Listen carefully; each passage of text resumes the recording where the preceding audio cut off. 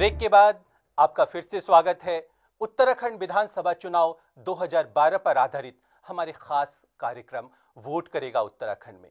Break पर जाने से पहले हमने आपसे वायदा किया था कि आज हम उन मुद्दों का खुलासा करेंगे जो इस दफे के उत्तराखंड चुनाव में निर्णायक रहने वाले हैं। अनिश्चय के इस दौर में सिर्फ बुराइयां भरोसे योग्य है, अच्छाइयां या तो अच्छाइयां नहीं रही या फिर हो गई है बाहर चलन से खोटे सिक्कों की तरह।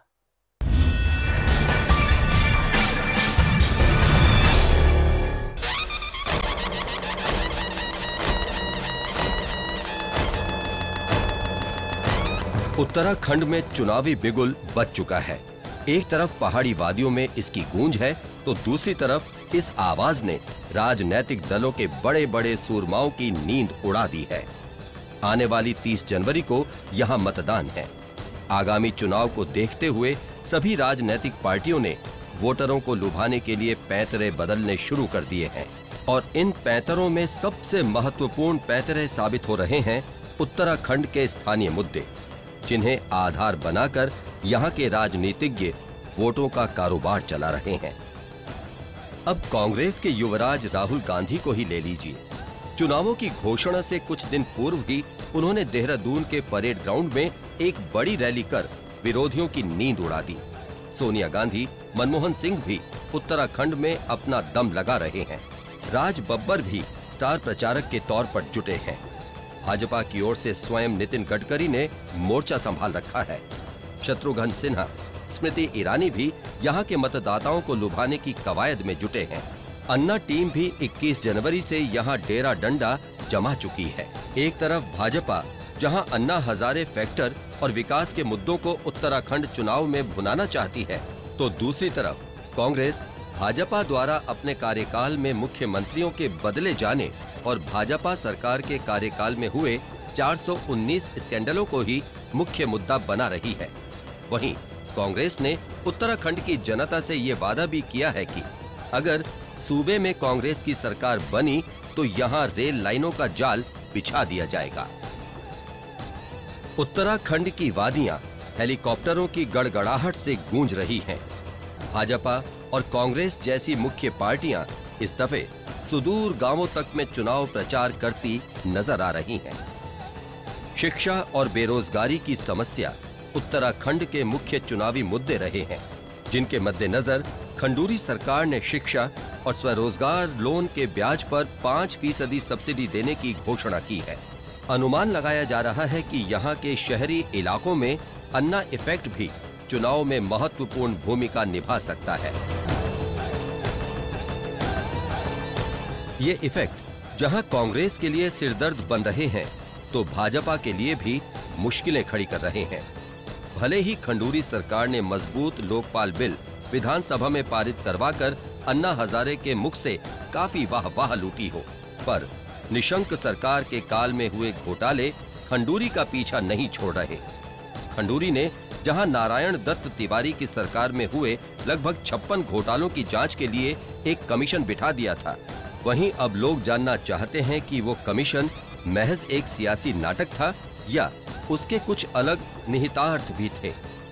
हालिया बाबू सिंह कुशवाहा प्रकरण से भाजपा की जो किरकिरी हुई है, उसका असर यहाँ उत्तराखंड में भी दिखाई दे रहा है।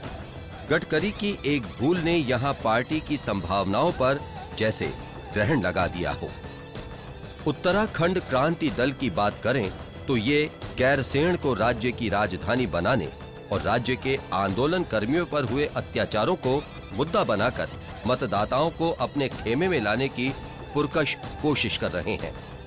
इसके साथ साथ नशाखोरी, खासकर भांग की खेती में अवैध रूप से लिप्त बाल मजदूरों के उत्थान को स्थानीय मुद्दा बना रही है।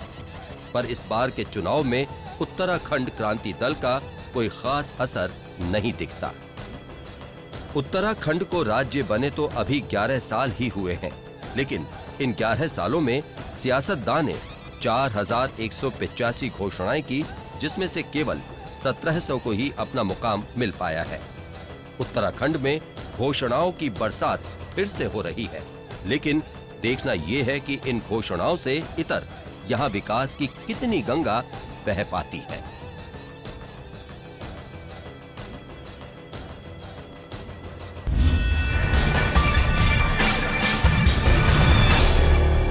एनटीआई मीडिया टीम की इस रपट पर हम सबसे पहली टिप्पणी चाहेंगे वरिष्ठ पत्रकार और पॉलिटिकल एक्टिविस्ट आशुतोष उप्रेती जी का। आशुतोष जी, क्या लगता है आपको कौन कौन से मुद्दे प्रभावी रहेंगे इस बार के उत्तराखंड चुनाव में? देखिए रमन जी, सबसे बड़ा मुद्दा तो रहने वाला है गवर्नेंस का, क्योंकि किस तरीके से उत्तराखंड के लोगों की आकांक्षाओं को पूरा करने के लिए वहाँ की सरकारों ने काम किया है, और वो कौन कौन से ऐसी बातें हैं जिसको लेकर के सरकार बनाते समय तो उन्होंने वायदे किए और कितना वो उन वायदों पर खरी उतरी और उसको पूरा कर पाई। इसमें सबसे बड़ी बात ये देखने वाली होगी कि क्या सरकारों ने जिस सरकार बनाते समय जो कुछ कहा वो उस पर अमल भी कर पाई या नहीं, या उन्होंने लोगों को खाली भरमाए रखा। इस बार के चुनाव में मैं समझता हूँ सबसे बड़ा मुद्दा रहने वाला है भ्रष्टाचार का और वहाँ के विकास की बात का।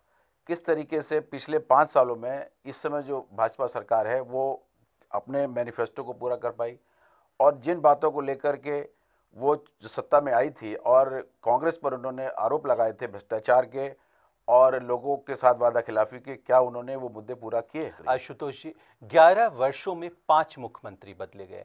आपको क्या लगता है, ये राजनीतिक इच्छा शक्ति की कमी है या कहीं कुछ कमी रह गई पूरे सिस्टम में? अमन जी, ये बात आपकी सही है कि देखिए, अगर हम दोनों सत्र की सरकारों का आकलन करें तो वहाँ भाजपा की भी सरकार 5 साल पूरा करने जा रही है और कांग्रेस की सरकार ने भी 5 साल पूरे किए।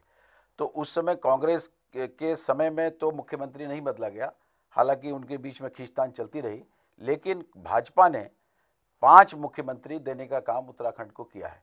अब इसमें एक बात तो ये कही जा सकती है कि उनके यहाँ पॉलिटिकल इंस्टेबिलिटी और हाईकमान की तरफ से उत्तराखंड को लेकर के एक स्थायी नेतृत्व देने की बात में कहीं ना कहीं कमी दिखाई देती है, क्योंकि जो वर्तमान मुख्यमंत्री हैं खंडूरी जी, उनको पिछले 2 साल लोकसभा चुनाव के बाद उनको हटा दिया गया, और ये एक बड़ी विचित्र बात थी कि कोई भी लोकसभा की सीट पर कांग्रेस भाजपा नहीं जीत पाई। 5 सीटें भाजपा हार गई और उस समय मुख्यमंत्री खंडूरी जी थे। उसको लेकर के पार्टी में उनके खिलाफ एक बगावत वाली स्थिति पैदा हो गई। भगत सिंह कोश्यारी और अन्य नेताओं ने उनको हटाने की मांग की, जिस पर आला कमान को झुकना पड़ा और उनको हटाया गया। लेकिन उसके बाद जो निशंक को उन्होंने मुख्यमंत्री बनाया, वो लगता है कि वो भाजपा की आला कमान की अपेक्षाओं के अनुरूप उन्होंने काम नहीं किया और उन पर कई तरह के गंभीर भ्रष्टाचार के आरोप भी लगे। भाजपा हाईकमान को लगने लगा कि निशंक को मुख्यमंत्री बनाए रखते हुए उनका शायद चुनाव की बैतरणी पार करना संभव नहीं है, इसलिए उनको हटाना पड़ा और दोबारा से मुख्यमंत्री खंडूरी जी को उनको लाना पड़ा। उत्तराखंड के मुख्यमंत्री खंडूरी जी पर हमारी बातचीत जारी रहेगी आशुतोष जी से, लेकिन फिलहाल वक्त हो चला है एक छोटी सी ब्रेक का, पर आप कहीं जाइएगा नहीं, क्योंकि ब्रेक के बाद हमारे पिटारे में बहुत कुछ है बाकी। हम यूं गए और यूं आए।